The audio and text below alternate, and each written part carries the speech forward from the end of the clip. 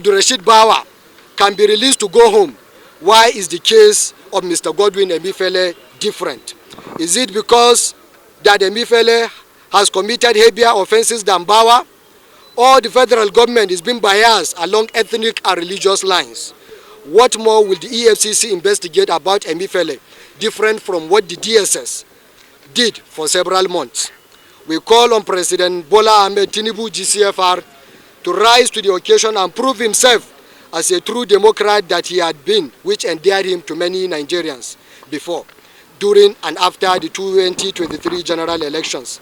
We state authoritatively that the tossing of Mr. Godwin Emefiele like a football in the field from one government agency to another in the name of investigation is unacceptable and will be frontally resisted by all well-meaning Nigerians. We totally reject this Gestapo way of doing things, because Nigeria is no longer under a military junta where the rights of innocent citizens can be abruptly suspended. Granted that President Tinubu is doing everything possible to rid the country of corruption, and the position same on the part of economic growth and sustainable development through his renewed hope agenda, it is therefore our expectation that he will as well exercise some level of caution so that his activities will remain within the ambit of local and international human rights laws, instruments, and protocols.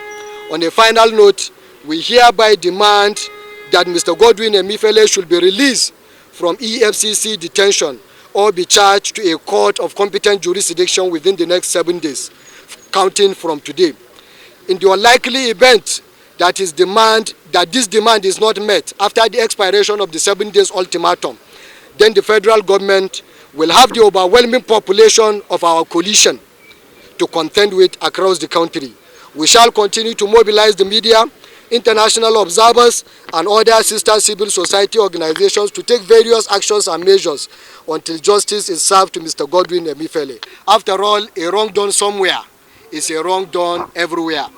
As you well know, few hours after President Bola Tinubu suspended Mr. Godwin Emefiele from office, precisely on 9th June 2023, he was immediately taken into custody by the DSS without disclosure of whatever offenses he committed.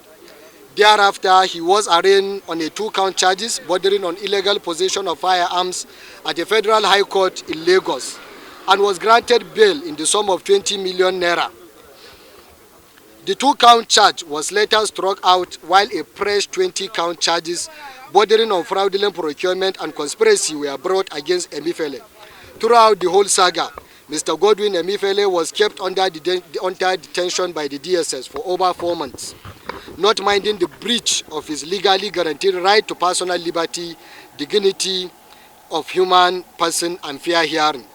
Under Section 35 of the 1999 Constitution of the Federal Republic of Nigeria as amended, every individual shall have the right to personal liberty and to security of his person, and no one may be deprived of his freedom except for reason and conditions laid down by law.